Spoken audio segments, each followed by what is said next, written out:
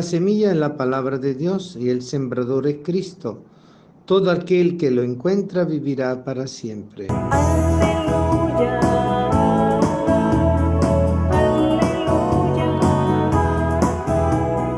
aleluya,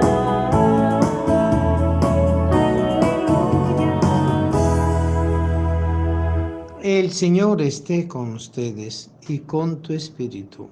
Lectura del Santo Evangelio según San Mateo. Gloria a ti, Señor. Un día salió Jesús de la casa donde se hospedaba y se sentó a la orilla del mar. Se reunió en torno suyo tanta gente que él se vio obligado a subir a una barca, donde se sentó mientras la gente permanecía en la orilla. Entonces Jesús les habló de muchas cosas en parábolas y les dijo: Una vez salió un sembrador a sembrar, y al ir arrojando la semilla, unos granos cayeron a lo largo del camino. Vinieron los pájaros y se lo comieron. Otros granos cayeron en terreno pedregoso, que tenían poca tierra. Allí germinaron pronto, porque la tierra no era gruesa, pero cuando subió el sol, los brotes se marchitaron, y como no tenían raíces, se secaron. Otros cayeron entre espinos, y cuando los espinos crecieron, sofocaron las plantitas. Otros granos cayeron en tierra buena y dieron fruto, unos 100 por uno, otros 60 y otros 30. El que tenga oído, que oiga. Palabra del Señor. Gloria a ti, Señor Jesús. El Evangelio hoy nos habla de una forma bellísima, profunda y práctica. El primer paso es la manera como Jesús actúa, y esta manera de Jesús es muy sencilla. Estaba en un lugar donde se hospedaba cerca del mar y mucha gente fue a ir a donde sea él, y él se vio obligado a subir a una barca. Tiene un significado bellísimo, ¿no? Es la barca del pescador, donde Jesús llama también a Pedro y a Juan y a los otros para seguirle, dejando de ser pescadores de pescado y aprender a pescar hombres. Y desde la barca se sentó mientras la gente estaba en la orilla y habló de muchas cosas en parábolas y le dijo. Es decir, que Jesús primero presenta la receta de la torta, de lo que él va a preparar, y después le da el significado pleno a lo que él está diciendo. Y eso es la manera de él enseñar en parábolas, con ejemplo, con manera de poder fácilmente ayudar a los demás a asimilar lo que él está buscando de transmitirle. La primera parábola que Él nos dice es la parábola de nuestra vida, porque Él nos habla a través de los acontecimientos de nuestra vida, y en esos acontecimientos nosotros podemos ir descubriendo qué es lo que el Señor nos está diciendo.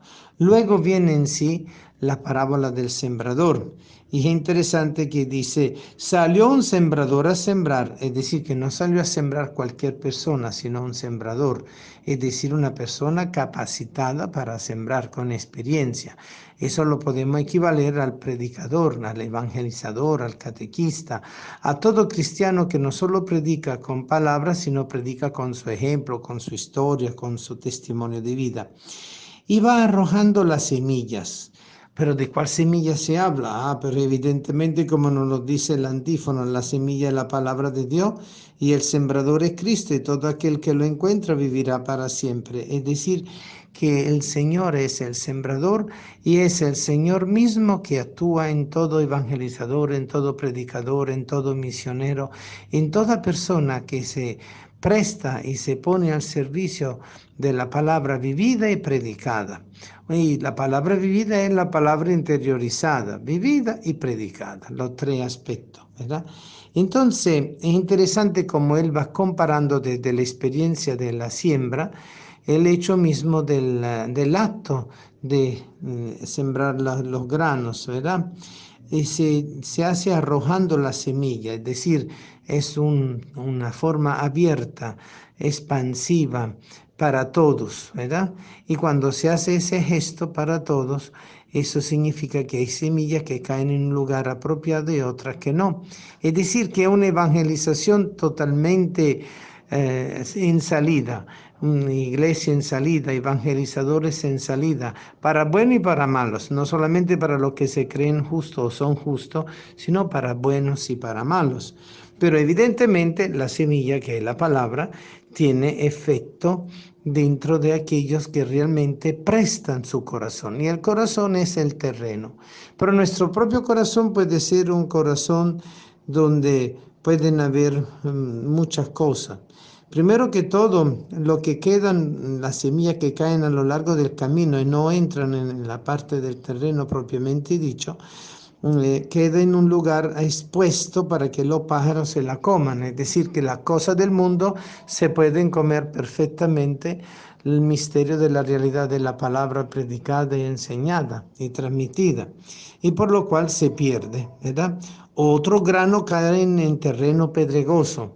Es el corazón que deja dentro de sí mismo todas las contradicciones, todos los elementos que no le permiten, porque la persona no quiere en definitiva, no le permiten recibir la palabra. Entonces hay poca tierra, hay poco corazón y no se desarrollan los granos.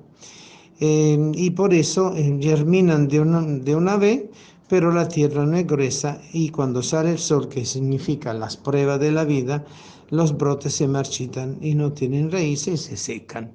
Es justamente la actitud de aquellos que se entusiasman con el mensaje del Señor, se entusiasman con la palabra de Dios, se entusiasman que van a un grupo de oración, se entusiasman que van a la parroquia, se entusiasman de que de repente pueden estar allí metidos, pero en el fondo no prestan la debida atención y no interiorizan, porque el terreno es la interiorización. Si nosotros no tenemos un trabajo de interiorización, que es la meditación, la oración y la contemplación, ¿de dónde va a surgir la mata y la germinación de la semilla? Allí donde está el punto muy sencillo. Otro caen entre espinos. Y claro, los espinos son las dificultades de la vida. Todos tenemos pruebas, todos tenemos situaciones difíciles, todos tenemos ese conflicto entre la carne y el espíritu, todos tenemos problemas en la vida personal, familiar, conyugal, con los vecinos, en la comunidad, en la sociedad a la cual pertenecemos, a la época, a la cultura que nos corresponde, ¿verdad? Todos podemos tener estos espinos que si nosotros le damos más importancia y no lo vamos removiendo, sofocan la palabra de Dios. Es decir, la persona puede tener la buena intención, pero de buena intención no se salva la persona. La buena intención tiene que fructificar, pero para eso hay que trabajar el terreno del corazón para alejar las espinas. Porque en la vida no todos son rosas y espinas, como dice el dicho. Y otro grano caen en tierra buena. ¿Cuál es la tierra buena para dar fruto?